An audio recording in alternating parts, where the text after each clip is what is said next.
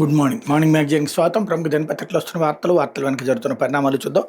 ఈనాడు చూస్తే శుభారంభం అన్నటువంటి వార్తని హైలైట్ చేశారు. నేటి సాయంత్రం 4:30కి అంతరిక్ష కేంద్రానికి చేరిక, 90% అనుకూలంగా వాతావరణం, 41 ఏళ్ల తర్వాత భారత ఘనత, ఎంతో అద్భుత యాత్ర, శుక్లా కేంద్ర కేబినెట్ ప్రశంస, రాష్ట్రపతి ప్రధాన శుభాకాంక్షలు. భారత అంతరిక్ష చరిత్రలో సరికొత్త అధ్యాయానికి శ్రీకారం చుడుతూ 140 కోట్ల మంది భారతీయుల ఆశలను మోస్తూ భారత వైమానిక దళ ఫైటర్ పైలట్ ఆయన మన వ్యోమగామి శుభాన్ శుక్లా అంతరిక్షంలోకి దూసుకెళ్లారు. మరో ముగ్గురితో కలిసి భారత కాలమానం ప్రకారం బుధవారం మధ్యాహ్నం 12:01 అమెరికాలోని కెనడా అంతరిక్ష కేంద్రం నుంచి యాక్సియం 4 మిషన్లో భాగంగా స్పేస్ ఎక్స్కి చెందినటువంటి ఫాల్కన్ 9 రాకెట్ ద్వారా డ్రాగన్ స్పేస్ క్రాఫ్ట్లో అంతర్జాతీయ అంతరిక్ష కేంద్రానికి ఆయన పయనమయ్యారన్నటువంటి వార్తని హైలైట్ చేశారు.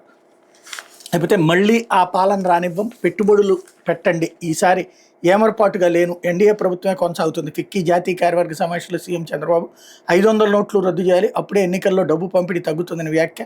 వైకాపా పాలన చేదు అనుభవాలను మర్చిపోయి రాష్ట్రంలో పెట్టుబడులు పెట్టండి, నేను ఈసారి ఏమరపాటుగా లేను, ఎన్డీఏ ప్రభుత్వమే మున్ముందు కొనసాగేలా అన్ని జాగ్రత్తలు తీసుకుంటున్న నాది భరోసా, నిర్భయంగా పెట్టుబడులు పెట్టండి అని పెట్టుబడిదారులకు ముఖ్యమంత్రి చంద్రబాబు పిలుపునిచ్చారు. విజయవాడ నోవాటెల్లో బుధవారం జరిగిన federation of Indian chamber of commerce and industry జాతీయ కార్యవర్గ సమావేశంలో ఆయన మాట్లాడారు. జాతీయ అంతర్జాతీయంగా ఆర్థిక వ్యవస్థ ఎలా ఉంది, దేశంలో ఆర్థిక సంస్కరణలకు ముందు తర్వాత పరిస్థితులు, ఐటీ రంగం అభివృద్ధి, భవిష్యత్తులో అమరావతి ఎలా ఉండబోతోంది, క్వాంటమ్ కంప్యూటింగ్, ఏఐ ఆధారిత అభివృద్ధి, ఆంధ్రప్రదేశ్ని ఎలా అభివృద్ధి చేయబోతుంది ముఖ్యమంత్రి సమగ్రంగా వివరించి చెప్పారు. అన్ని సాంకేతికతను మేళవించి అందమైన గ్రీన్ ఫీల్డ్ నగరంగా అమరావతిని రూపుదిద్దుతామని, 100 ఏళ్ల తర్వాత కూడా అమరావతిని తలదన్నేలా ఎవరు నగరాన్ని నిర్మించలేరని చంద్రబాబు ఘంటాపదంగా పేర్కొన్నారు. సంపద పెరగాలి, ఆ సంపదతో సంక్షేమం అందించాలి, సంపన్నులు పేదలను దత్తత తీసుకుని వాళ్లతో సర్వతోముఖాభివృద్ధికి మార్గదర్శకులుగా ఉండాలని చంద్రబాబు ఉద్బోధించారన్నటువంటి వార్తని హైలైట్ చేశారు. లేకపోతే యోగాంధ్ర అద్భుతం అంటూ నరేంద్ర మోడీ ప్రశంసించారన్నటువంటి వార్తని హైలైట్ చేశారు. అంతర్జాతీయ యోగా దశమ వార్షికోత్సవాన్ని పురస్కరించుకుని ఆంధ్రప్రదేశ్ ప్రభుత్వం నిర్వహించిన యోగాంధ్ర కార్యక్రమాన్ని నరేంద్ర మోడీ మరోసారి ప్రశంసించారు. బుధవారం కేంద్ర మంత్రివర్గ సమావేశంలో ఆయన గత వారంలో తాను పాల్గొన్న దేశ విదేశీ పర్యటనలు, ఇతర అధికారిక కార్యక్రమాల గురించి వివరించే సందర్భంలో యోగాంధ్ర గురించి ప్రత్యేకంగా ప్రస్తావించారన్నటువంటి హైలైట్ చేశారు. లేకపోతే మినీ అంగన్వాడీలకు మెయిన్ హోదా, తొలి విడతగా 4687 కేంద్రాల ఉన్నతీకరణ, వారం రోజుల్లో ఉత్తర్వులు, వాటిలో అంగన్వాడీ సహాయకుల నియామకం, మరో ఎన్నికల హామీ అమలుకు కూటమి ప్రభుత్వం పచ్చజెండా, కూటమి ప్రభుత్వం మరో ఎన్నికల హామీ అమలుకు ఆమోదముద్ర వేసింది. అంగన్వాడీల ప్రధాన డిమాండ్ అయిన మినీ అంగన్వాడీలు ఉన్నతీకరణకు మంగళవారం నిర్వహించిన మంత్రివర్గ సమావేశంలో పచ్చజెండా ఊపింది. దీని అమలుకు వారంలో ఉత్తర్వులు వెలువడనున్నాయి. ఆగస్టు 1 నాటికి ఉన్నతీకరణ ప్రక్రియ పూర్తయ్యేలా అధికారులు చర్యలు తీసుకుంటున్నారు. మెయిన్ అంగన్వాడీ కేంద్రాలుగా మారిన చోట అంగన్వాడీ సహాయకుల నియామకం చేపట్టబోతున్నారు. సెప్టెంబర్ నాటికి ఈ ప్రక్రియను పూర్తి చేయబోతున్నారు అన్నటువంటి వార్తని హైలైట్ చేశారు. లేకపోతే అసలు ఏం జరుగుతోంది, న్యాయవాది ఎవరు, ఓబులాపురం అక్రమ మైనింగ్ కేసులో 6వ నిందితురాలైనటువంటి ఐఏఎస్ అధికారిని శ్రీలక్ష్మిపై తెలంగాణ హైకోర్టు బుధవారం ఆగ్రహం వ్యక్తం చేసింది. ఓబులాపురం అక్రమ మైనింగ్ కేసులో తనను డిశ్చార్జ్ చేయాలంటూ శ్రీలక్ష్మి దాఖలు చేసినటువంటి పిటిషన్లో ఒక్కోసారి ఒక్కో న్యాయవాది రావడంపై అసంతృప్తి వ్యక్తం చేసింది. గత వారం వచ్చి గడువు కోరి మళ్ళీ ఇప్పుడు గడువు కోరడాన్ని నిలదీసింది. ఆఖరిసారిగా జూలై 1 వరకు గడువు మంజూరు చేస్తున్నామని, ఇకపై వాయిదాలు ఇవ్వబోమని తేల్చి చెప్పింది. అక్రమ మైనింగ్ కేసులో తన డిశ్చార్జ్ పిటిషన్ సిబిఐ కోర్టు కొట్టేయడంతో శ్రీలక్ష్మి తెలంగాణ హైకోర్టును ఆశ్రయించారు. దీనిపై విచారించిన హైకోర్టు శ్రీలక్ష్మిని డిశ్చార్జ్ చేస్తూ తీర్పు వెలువరించింది. తమ వాదన వినకుండా తీర్పు ఇవ్వడంపై సుప్రీంకోర్టును సిబిఐ ఆశ్రయించింది. దీనిపై విచారించిన సుప్రీంకోర్టు శ్రీలక్ష్మి పిటిషన్ తిరిగి హైకోర్టుకి పంపుతూ ఇరుపక్షాల వాదనలు పరిగణలోకి తీసుకుని 3 నెలల్లో తేల్చాలని ఆదేశించింది. ఈ నేపథ్యంలో శ్రీలక్ష్మి పిటిషన్పై హైకోర్టు న్యాయమూర్తి జస్టిస్ కె లక్ష్మణ్ బుధవారం మరోసారి విచారణ చేపట్టారు. సిబిఐ తరపు న్యాయవాది శ్రీనివాస్ కపాటియా వాదనలు వినిపిస్తూ గత వారం కౌంటర్ దాఖలు చేశామని, వాదనలు వినిపించడానికి సిద్ధంగా ఉన్నామని తెలిపారు. శ్రీలక్ష్మి తరపు న్యాయవాది పద్మజ హాజరై వాదనలు వినిపించడానికి గడువు కావాలనుకోవడంతో న్యాయమూర్తి అసంతృప్తి వ్యక్తం చేస్తూ ఈ కేసులో సీనియర్ న్యాయవాది పి వేణుగోపాల్ హాజరయ్యారని, తర్వాత ఆయన తప్పుకుంటున్నట్టు చెప్పారన్నారు. ఇప్పుడు మీరు వచ్చి మళ్ళీ గడువు కోరుతున్నాను, అసలు వాదనలు ఎవరు వినిపిస్తారని ప్రశ్నించారు. రికార్డులో ఉన్న న్యాయవాది హాజరు కావాలని ఆదేశిస్తూ విచారణ మధ్యాహ్నానికి వాయిదేశారు. మధ్యాహ్నం రికార్డు ప్రకారం న్యాయవాది హాజరు కాని పక్షంలో పిటిషనర్ శ్రీలక్ష్మి హాజరుకి ఆదేశాలు జారీ చేయాల్సి ఉంటుందని హెచ్చరించారు. మధ్యాహ్నం శ్రీలక్ష్మి తరపు న్యాయవాది పివి వెంకట రవిశంకర్ హాజరై సిబిఐ కౌంటర్కు సమాధానంగా రిప్లై కౌంటర్ దాఖలు చేయడానికి 1 వారం గడువు కావాలని కోరారు. న్యాయమూర్తి అసహనం వ్యక్తం చేస్తూ ఇలాంటి పిటిషన్లో కౌంటర్కు సమాధానాలు ఏంటని ప్రశ్నించారు. సుప్రీంకోర్టు గడువు నిర్దేశించిన విషయం తెలిసి వాయిదాల కోర్టు జాప్యం చేస్తుండడం సరికాదన్నారు. గత వారం మీరే గడువు కోరి మళ్ళీ మరో వారం అనడం సరికాదన్నారు అన్నటువంటి వార్తని హైలైట్ చేశారు. మిగతా రాజ్యాంగ హక్కుల పరిరక్షణలో జర్నలిస్టుల కీలకం అంటూ పాత్రికేయులకి కూటమి ప్రభుత్వం అండ, మంత్రులు నిమ్మల, స్వామి, గొట్టిపాటి, ఏపీడబ్ల్యూజే రాష్ట్ర మహాసభలు ప్రారంభం అన్నటువంటి వార్తని హైలైట్ చేశారు. అయితే పర్యాటక రంగంలో 10,039 కోట్ల పెట్టుబడులు ఏపీటీడీసీతో ఒప్పందం చేసుకున్న 55కి పైగా సంస్థలు విజయవాడలో నేటి నుంచి 2 రోజుల పర్యాటక కాంక్లేవ్. రాష్ట్ర పర్యాటక రంగంలో భారీగా పెట్టుబడులను ఆకర్షించడమే లక్ష్యంగా విజయవాడలో 2 రోజుల పాటు టూరిజం టెక్ ఏఐ 2.0 కాంక్లేవ్ గురువారం ప్రారంభం కాబోతుంది. పర్యాటక ప్రాజెక్టులు, పెట్టుబడులు, సమగ్రాభివృద్ధి, బ్రాండింగ్, కమ్యూనికేషన్ టెక్నాలజీ, ఆర్థిక వనరుల సృష్టి తదితర అంశాలపై మొదటి రోజు నిర్వహించే చర్చల్లో వివిధ రంగాల నిపుణులు పాల్గొబోతున్నారు. ముఖ్యమంత్రి చంద్రబాబు శుక్రవారం ఈ కార్యక్రమానికి హాజరై ప్రసంగిస్తారు. ఈ సందర్భంగా 55కి పైగా దేశీయ, అంతర్జాతీయ సంస్థలు రాష్ట్ర పర్యాటక రంగంలో 10,039 కోట్లకు పైగా పెట్టుబడులు పెట్టేందుకు రాష్ట్ర పర్యాటక అభివృద్ధి సంస్థతో సీఎం సమక్షంలో అవగాహన ఒప్పందాలు చేసుకున్నాయి. ఇందులో భాగంగా ఏర్పాటయ్యే హోటళ్ల ద్వారా 7,509 గదులు అందుబాటులోకి వస్తాయని, ప్రత్యక్షంగా పరోక్షంగా 24,780 మందికి ఉపాధి లభిస్తుందని అంచనా వేస్తున్నారు. రాష్ట్రంలోని ప్రధాన నగరాలు, జాతీయ రహదారులు, పర్యాటక ప్రదేశాలు, ఎలక్ట్రికల్ వెహికల్ ఛార్జింగ్ స్టేషన్లు, బ్యాటరీ మార్పిడి కేంద్రాల ఏర్పాటుకు ఇంధన వినియోగ సేవల సంస్థ కూడా రాష్ట్ర పర్యాటక అభివృద్ధి సంస్థ అవగాహన ఒప్పందం చేసుకోబోతుంది అన్నటువంటి వార్తని హైలైట్ చేశారు. లేకపోతే సాక్షి ఇంటింటికి వంచన అన్నటువంటి వార్తని హైలైట్ చేసింది. బాబు షూరిటీ మోసం గ్యారెంటీపై గ్రామాన ఇంటింటా ప్రచారం. చంద్రబాబు మేనిఫెస్టోను గుర్తుకు తెస్తూ పేరుతో 5 వారాల బృహత్తర కార్యక్రమం. పార్టీ శ్రేణులకు వైఎస్ఆర్సీపీ అధ్యక్షుడు వైఎస్ జగన్ పిలుపు. గతేడాది వడ్డీతో సహా బాకీ ఏడాది ఇవ్వాల్సింది ఎప్పుడు ఇస్తారని టీడీపీ నేతలు వచ్చినప్పుడు అడగండి. మీరు ఈ పథకాలకు అర్హత సాధించారు, మీ కుటుంబానికి ఎంత వస్తుందని నాడు ఇంటింటికి బాండ్లు 2024 జూన్ నుంచి ఆ మేరకు మీ ఖాతాలో జమ అవుతుందని చెప్పారు. త్రికరణ శుద్ధిగా ఇస్తామంటూ సంతకాలతో చంద్రబాబు, పవన్ కళ్యాణ్ ప్రమాణం. హామీల్లో రైతు భరోసా మొదలు ఉచిత బస్సు వరకు ఏ ఒక్కటి అమలు చేయలేదు. ఈ క్యూఆర్ కోడ్ స్కాన్ చేస్తే చంద్రబాబు మేనిఫెస్టో వస్తుంది. ఇంటింటికి సంతకాలతో పంపిన బాండ్లు కనిపిస్తాయి. ఆ బాండ్లపై నాడు వారు చేసిన ప్రమాణం, ప్రతిజ్ఞ కనిపిస్తుంది. మీ కుటుంబానికి ఎంత రావాలో లెక్కేసుకుని సిద్ధంగా ఉండండి.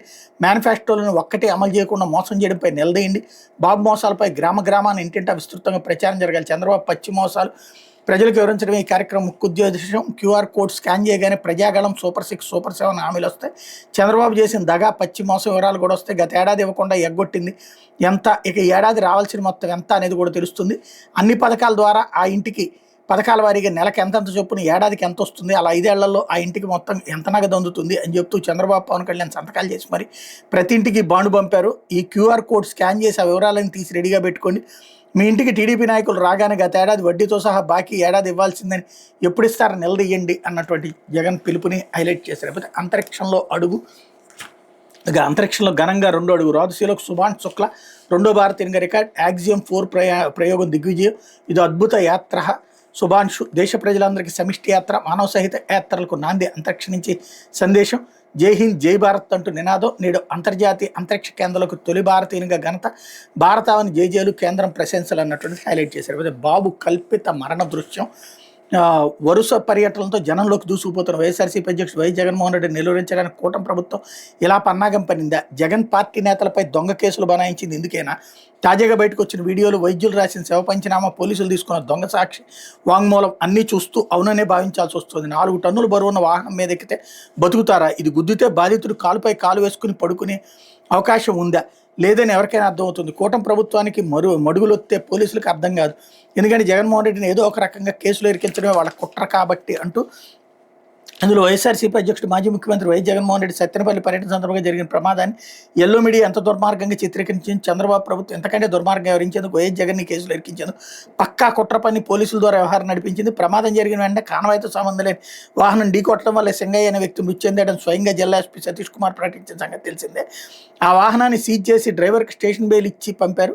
3 రోజుల తర్వాత సోషల్ మీడియాలో వచ్చిన ఒక ఫేక్ వీడియో ఆధారంగా జగన్ వాహనం మీద కిందే సింగయ్య పడ్డాడంటూ ప్రభుత్వ పెద్దల ఒత్తిడితో మాట మార్చారు. కాన్వాయ్ వాహనం నడుపుతున్న ప్రభుత్వ డ్రైవర్ రమణారెడ్డి A1గా, వైఎస్ జగన్మోహన్ రెడ్డి A2గా, ఆయన PA కె నాగేశ్వర రెడ్డి, రాజ్యసభ సభ్యుడు వైవి సుబ్బారెడ్డి, మాజీ మంత్రులు పేరు నాని, విడుదల రజనీని కేసులో చేర్చారు. అయితే పోలీసులు ఎల్లో మీడియా చూపిస్తున్న వీడియో ముమ్మాటికి ఫేక్ అని చర్చ జరుగుతోంది. మామూలు ఫార్చునర్ వాహనం 2 టన్నులు ఉంటుంది. అదే బుల్లెట్ ప్రూఫ్ వాహనం అయితే 3.5 టన్నులు బరువు ఉంటుంది. అందులో ఉన్న మనుషులతో కలిపి 4 టన్నులు ఉంటుంది. ఇంత బరువు ఉన్న వాహనం ఒక మనిషి మెడపై నుంచి వెళ్తే స్పాట్లోనే నుజ్జుగా మారి చనిపోతారు. అట్లాంటిది ఆ వాహనం కిందే పడ్డారని టీడీపీ ఎల్లో మీడియా చెప్తున్న సింగయ్య స్వల్ప గాయాలతో అరగంటకు పైగా స్పృహలోనే ఉండటంతో పాటు కాలు మీద కాలేసుకుని పడుకుని తన ఆసుపత్రికి తీసుకెళ్లమని అడుగుతున్న వీడియోలు కూడా వైరల్ అయ్యాయి. స్థానికులు ప్రైవేట్ వాహనంలో అతన్ని ఆసుపత్రికి తరలించే ప్రయత్నం చేసిన పోలీసులు ఒప్పుకోలేదు. దాదాపు 30 నిమిషాల తర్వాత అంబులెన్స్ వచ్చే వరకు ఆగి ఆ తర్వాత ఆసుపత్రిలోకి తరలించారు. అప్పటికి కూడా అతను స్పృహలోనే ఉన్నాడు. అతని వంటిపై స్వల్ప గాయాలు కనబడుతున్నాయి. వీడియో కూడా అతను కారు టైర్ కింద పడినంత వరకే ఉంది. ఆ తర్వాత అతను బయటికి తీసిన వీడియో ఎందుకు బయటికి రాలేదు? కాబట్టి ఏ టెక్నాలజీతో ఈ ఫేక్ వీడియోను సృష్టించినట్టు స్పష్టమవుతోంది. మృతుడి శరీరంపై చిన్న గాయాలు మాత్రం ఉన్నాయని మార్చిలో వైద్యులు నోట్ చేశారు.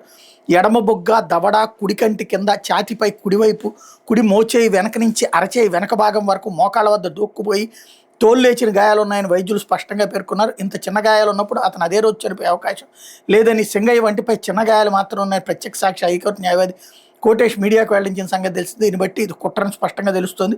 పోలీసులు తీసుకున్న సాక్ష్య వాంగ్మూలం దారుణంగా ఉంది. సింగయ్య వాహనం కింద పడిన తర్వాత కూడా డ్రైవర్ని కారులో ఉన్న జగన్మోహన్ రెడ్డితో పాటు మిగిలిన వారు ఆపకుండా పోనీమంటూ ఆదేశాలు ఇచ్చినట్టుగా రాశారు. ఒక మాజీ ముఖ్యమంత్రిపై తప్పుడు కేసు బనాయించేందుకు ఇంత దిగజారి తప్పుడు సాక్ష్యాలు సృష్టించడం కూటమి బరితెగింపునికి నిరసన. సంఘటన జరిగిన సమయంలో YS Jaganmohan Reddy car foot rest ప్లేట్పై నిలబడి బయట ప్రజలకు అభివాదం చేస్తున్న ఆ ఫేక్ వీడియోలు స్పష్టంగా కనిపిస్తోంది. దీంతో సాక్షుల పేరు అబద్ధపు వాంగ్మూలాలు సృష్టించి ఈ కేసును బనాయించినట్టు కనబడుతోందని న్యాయ నిపుణులు చెప్తున్నారు. ఒక మాజీ ముఖ్యమంత్రి వేలాది మంది ప్రజలకు అభివాదం చేస్తూ వారితో మమేకమైన తీరు స్పష్టంగా కనిపిస్తుంటే ఆయన కారు కింద ఒక వ్యక్తి పడినప్పటికీ వాహనం పోనివ్వమని చెప్పారంటే ఎఫ్ఐఆర్లో రాయడం దుర్మార్గానికి పరాకాష్ట, ఎంతకంటే దారుణం మరొకటి ఉండదు అన్నటువంటి వార్తని హైలైట్ చేశారు. లేకపోతే డిగ్రీ ప్రవేశాలపై గందరగోళం, జూన్ ముగుస్తున్న మీనమేషాలు ఎక్కిస్తున్న ప్రభుత్వం, సింగిల్ మేజర్ స్థానంలో డ్యూయల్ మేజర్ అమలుపై సందిగ్ధత. నెల రోజుల కిందట academic experts committee dual major సిఫార్సులు, తీవ్ర జాప్యంతో కళాశాలకు నుంచి అభిప్రాయ సేకరణ, ఉన్నత విద్యాశాఖ ఉన్నత విద్యామండలి మధ్య కొరబడిన సమన్వయ లోపం, ఉన్నత విద్యను గాలికి వదిలేశారంటూ మంత్రి లోకేష్పై విమర్శలు అన్నటువంటి వార్తని హైలైట్ చేశారు.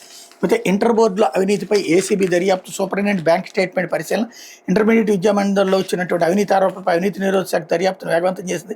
ఉద్యోగులకు పదోన్నతులు ఇప్పిస్తాను నగదు వసూలు చేసిన సూపరింటెండెంట్ బ్యాంక్ ఖాతా స్టేట్మెంట్ని ఏసీబీ పరిశీలిస్తున్నట్టు తెలిసింది. బోధనేతర ఉద్యోగిగా పనిచేస్తున్న తన నుంచి సూపరింటెండెంట్ లక్ష డిమాండ్ చేశాను, 15,000 గూగుల్ పే ద్వారా తీసుకున్నట్టు లైబ్రరీని ఏసీబీకి ఫిర్యాదు చేశారు. దీంతో మంగళవారం సూపరింటెండెంట్ ఏసీబీ అధికారులు విచారించారు. తాజాగా బుధవారం ఆయన బ్యాంక్ ఖాతాను పరిశీలించి ఏడాది ఏప్రిల్ నుంచి జరిగిన లావాదేవీలను, ఫోన్ కాల్స్ను పరిశీలిస్తున్నట్టు విశ్వసనీయ సమాచారం అన్నటువంటి వార్తని హైలైట్ చేశారు. ఇకపోతే ఆంధ్రజ్యోతి, అసైన్డ్ అక్రమాల్లో ఐఏఎస్లు అంటూ వైసీపీ నేతలకు 7 అధికారులు వత్తాసు.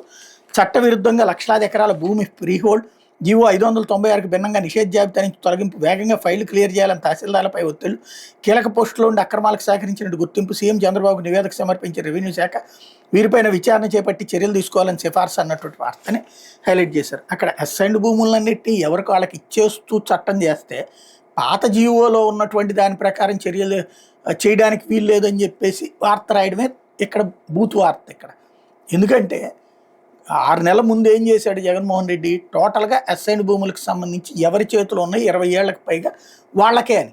అది ఫ్రీ హోల్డ్ అంటే ఏంటి, అది ఎవరో ముందు బుక్ చేసుకున్నారని.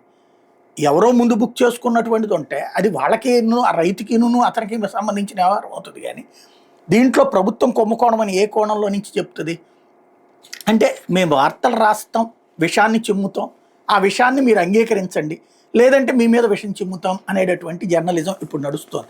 ఇకపోతే ఆంధ్రజ్యోతి ఎండి రాధాకృష్ణ ఫోన్ ట్యాప్, మావోయిస్టుల సమాచారం కోసం అంటూ బీఆర్ఎస్ ప్రభుత్వంలో ట్యాపింగ్, రివ్యూ కమిటీకి 615 మంది నెంబర్లు, వాటిలో ఆంధ్రజ్యోతి ఎండి నెంబర్ కూడా. రాధాకృష్ణకి సిట్ అధికారుల సమాచారం, వాంగ్మూలం ఇవ్వాలని కోరే అవకాశం, పెన్ డ్రైవ్లో ఫోన్ ట్యాపింగ్ సంభాషణలు, నాటి ప్రభుత్వంలోని పెద్దలకు అందజేత అన్నటువంటి వార్తని హైలైట్ చేశారు. అయితే ఆ భూతం మళ్ళీ రాదు నాది హామీ అన్నటువంటి చంద్రబాబు స్టేట్మెంట్ ఇక్కడ కూడా హైలైట్ చేశారు. మరి పోలవరం చకచక అంటూ 2027 డిసెంబర్ కల్లా పూర్తి చేసే లక్ష్యంతో పనులన్నీ వేగవంతం. గ్యాప్ 2లో డయాఫ్రమ్ వాల్, గ్యాప్ 1లో ఈసీఆర్ఎఫ్ పునాది పనులు, ఈ వారాంతానికి డిజైన్లు ఆమోదించడం కేంద్ర జల సంఘం. నవంబర్ 1 నుంచి ఎర్తకం రాక్ పనులు, ప్రాజెక్టు ప్రధాన పనులు 76.43% పూర్తి, ఎడమకాలు 74.43%, అణు విద్యుత్ కేంద్ర పనులు వేగవంతం.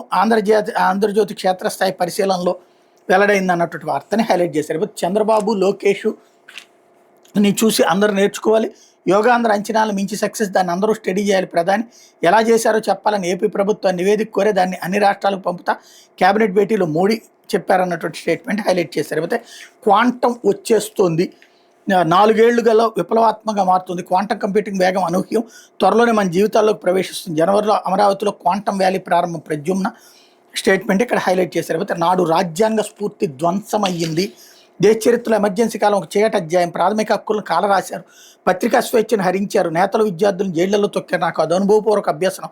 ప్రధాని మోడీ ఎమర్జెన్సీ నాటి స్వీయ అనుభవాల సంకలన పుస్తకం ఆవిష్కరణ. అప్పటి ప్రధాని ఇందిరాగాంధీ నేతృత్వంలో కాంగ్రెస్ ప్రభుత్వం దేశంలో ఎమర్జెన్సీ విధించి రాజ్యాంగ స్ఫూర్తిని ధ్వంసం చేసిందని ప్రధాని మోడీ ఆరోపించారు. రాజ్యాంగంలో పొందుపరిచిన విలువలను పక్కన పెట్టిందని, పౌరుల ప్రాథమిక హక్కులను సస్పెండ్ చేసిందని, పత్రికా స్వేచ్ఛను హరించిందని, భారీ సంఖ్యలో రాజకీయ నేతలు, ప్రముఖులు, విద్యార్థులు అందరినీ కూడా దెబ్బతీసింది అన్నటువంటి పాయింట్ని ఇక్కడ ప్రధానంగా హైలైట్ చేశారు. నరేంద్ర మోడీ స్పీచ్ని హైలైట్ చేశారు. పౌరులను జైళ్లలో తొక్కిందని విమర్శించారు. అసలు ప్రజాస్వామ్యాన్ని సస్పెండ్ చేసిందన్నారు. దీన్ని ఏ భారతీయుడు విస్మరించడని స్పష్టం చేశారు. ఎమర్జెన్సీ విధించి 50 ఏళ్లు పూర్తయిన సందర్భంగా ఆ కాలంలో స్వీయ అనుభవాలను ప్రజాస్వామ్య హక్కుల కోసం చేసిన పోరాట సంఘటనలను సంకలనం చేస్తూ ప్రచురించిన the emergency diaries the years that forged the leader అనే పుస్తకాన్ని బుధవారం ఆవిష్కరించారు. ఇదే సందర్భంలో స్వామీజీ వేషంలో జైలుకి మోడీ వెళ్లారు. ఎమర్జెన్సీ సమయంలో అజ్ఞాతంలో గడిపిన మోడీ ఒకసారి స్వామీజీ వేషంలో గుజరాత్లోని భావనగర్ జైలుని సందర్శించారు. అక్కడ నిర్బంధంలో ఉన్న ఆర్ఎస్ఎస్ కార్యకర్తలు పరామర్శించారు. ఈ సంఘటన మోడీ పుస్తకంలో ప్రస్తావించారు. మోడీ 1976 సెప్టెంబర్లో భావనగర్ జైలుని సందర్శించినప్పుడు జైల్లోనే ఉన్న జర్నలిస్ట్ విష్ణు పాండ్య నాటి అనుభవాన్ని గుర్తు చేసుకున్నారు. నిరంకుశ పాలనకు వ్యతిరేకంగా నాటి జాతీయ స్థాయిలో ఆరంభించిన సంఘర్ష సమితిలో మోడీ సభ్యుడిగా ఉండేవారు. 200 మంది సంఘ కార్యకర్తలు, సర్వోదయ సభ్యుడు ఒకరు భావనగర్ జైల్లో ఉండేవారు. ఆయన తరచూ మాకు పుస్తకాలు తెచ్చి వచ్చేవారు. నాడు స్వామీజీ వేషంలో జైల్లో ప్రవేశించారు. తన అనుచరులను కలిసేందుకు అనుమతి సంపాదించారు. మాతో గంట సేపు గడిపారని తెలిపారు. తప్పించుకోవడానికి ఎక్కువ ద్వారాలు నీళ్లలోనే మోడీ తలదాచుకునేవారని సుదీర్ఘకాలంగా సంఘ కార్యకర్తగా ఉన్న నగర్బాయ్ చావ్డా గుర్తు చేసుకున్నారన్నటువంటి వార్తని ఇక్కడ హైలైట్ చేశారు. ఇకపోతే కంప్యూటర్ ఆపరేటర్ కోట్లు కొల్లగొట్టాడు. నకిలీ ఈ స్టాంపుల స్కామ్లో భారీగా సంపాదించిన ఎర్రప్ప భార్య బ్యాంకు ఖాతాలో 1 కోటికి పైగా నగదు, లక్షల విలువైన బంగారు ఆభరణాలు స్వాధీనం, ఇంటర్ చదివి మీ సేవా కేంద్రం ఏర్పాటు, నకిలీ జనన మరణ ధృవీకరణ పత్రాలు, పట్టాదారు పుస్తకాలు కూడా తయారీ అన్నటువంటి వార్తని హైలైట్ చేశారు. లేకపోతే సింగయ్య కేసులో జగన్ని తప్పించే కుట్ర అంటూ కేసుని తప్పుదారి పట్టించే యత్నంపై సమగ్ర దర్యాప్తునకు ఉన్నతాధికారుల ఆదేశం. జగన్ పర్యటిస్తున్న కారును ఢీకొని వైసీపీ దళిత కార్యకర్త చీలి సింగయ్య మరణించిన కేసు నిర్వీర్యం చేసేందుకు ఈ ఘటనలో జగన్ ఆయన ప్రయాణించిన కారు ప్రమేయం లేదంటూ తప్పించడానికి పెద్ద కుట్ర జరిగినట్టు పోలీసు ఉన్నతాధికారులు అనుమానిస్తున్నారు. ఏడాది కిందట ఎన్నికల ఫలితాలపై బెట్టింగులు కాసి 1.5 కోటి పోగొట్టుకుని ఆత్మహత్య చేసుకున్న వైసీపీ రెంటపాళ్ల ఉప సర్పంచ్ నాగమల్లేశ్వర కుటుంబాన్ని పరామర్శించడానికంటూ 18న బైపాస్ జగన్ పర్యటనకు వెళ్తున్న క్రమంలో ఏటుకూరు బైపాస్ వద్ద వెంగళాయపాలెనికి చెందిన ప్లంబర్ సింగయ్యను ఆయన ప్రయాణిస్తున్న కారు ఢీకొట్టింది. కారు కింద పడిన సింగయ్యను పట్టించుకోకుండా ముందుకెళ్లడంతో తీవ్రంగా గాయపడ్డారు. తర్వాత వైసీపీ కార్యకర్తలు పెద్దగా కేకలు వేయడంతో డ్రైవర్ కారును ఆపాడు. సింగయ్యను బయటికి తీశాక ముందుకెళ్లిపోయాడు. సింగయ్య కొద్దిసేపటికే కన్నుమూశారు. జగన్ కారు ఢీకొనడం వల్ల ఆయన మరణించాడని మాజీ సీఎంతో పాటు కారులో ప్రయాణిస్తున్న వైసీపీ నాయకులు విడుదల రజని, వైవి సుబ్బారెడ్డి, పేరు నాని, జగన్ కె నాగేశ్వరరెడ్డి, డ్రైవర్ రమణారెడ్డి తదితరులకు తెలుసు. ఈ విషయం బయటకు వస్తే రాజకీయంగానే కాక చట్టపరంగా కూడా ఇబ్బంది అవుతుందని భావించిన వైసీపీ నాయకులు కేసును తప్పుదో పట్టించేందుకు కుట్ర పడినట్టు తెలుస్తోంది. ఈ క్రమంలో గుంటూరు జిల్లాకు చెందిన ముఖ్య నాయకుడితో పాటు కృష్ణా జిల్లాకు చెందిన వైసీపీ నేత తలసెల రఘురావు రంగంలోకి దిగినట్టు ఉన్నతాధికారుల దృష్టికి వచ్చింది. జగన్ కాన్వాయ్లో ఉన్న కార్లలో ఒకటైన దేవినేని అవినాష్ అనుచెడ్డి కారును ఉద్దేశపూర్వకంగా తెరపైకి తెచ్చినట్టు తెలుస్తుంది. విజయవాడకు చెందిన వైసీపీ నేత తెలివిగా దేవినేని అనుచెడ్డి కారు నెంబర్ను పోలీసులకు లీక్ చేశారు.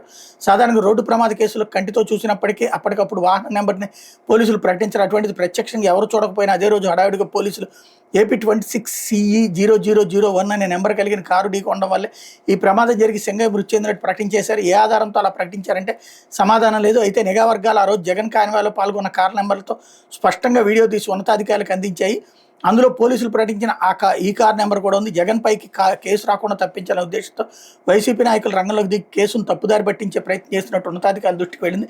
పైగా తాడేపల్లి సిఐ 24 గంటలు విజయవాడలో దేవినేని అనుచరి కారుని, డ్రైవర్ని, యజమానిని అదుపులో తీసుకోవడం మరిన్ని సందేహాలకు దారితీసింది. వారిని విచారిస్తున్న సమయంలోనే సింగయ్యని జగన్ కారు ఢీకొన్న వీడియోలు బయటపడ్డాయి. ఈ పరిస్థితుల్లో 18-19 తేదీలో చోటు చేసుకున్న పరిణామాలను పరిశీలించిన ఉన్నతాధికారులు వ్యవహారంపై ఉన్నత స్థాయి దర్యాప్తునికి ఆదేశించారు. దర్మిలా ఆ తేదీల్లో గుంటూరు, కృష్ణా జిల్లాలకు చెందిన నేతలతో పోలీస్ శాఖలో ఎవరు టచ్లోకి వెళ్లారని తెలుసుకునేందుకు వారి కాల్ డేటాను పరిశీలిస్తున్నట్టు తెలుస్తోంది. ఆ రోజు పోలీసులు తీసిన డ్రోన్ విజువల్స్, అదేవిధంగా స్థానికులు సెల్ ఫోన్లో తీసిన వీడియో ఫుటేజీలో జగన్ కారు ఢీకొని సింగయ్య మరణించిన విషయం స్పష్టంగా కనిపించింది. ఆ వీడియోలు బయటకు రాకుండా ఉన్నట్టయితే దేవినేని అవినాష్ అనుచరుడి కారు ఢీకొని సింగయ్య చనిపోయినట్టు నిర్ధారించి కేసు క్లోజ్ చేసేవారు.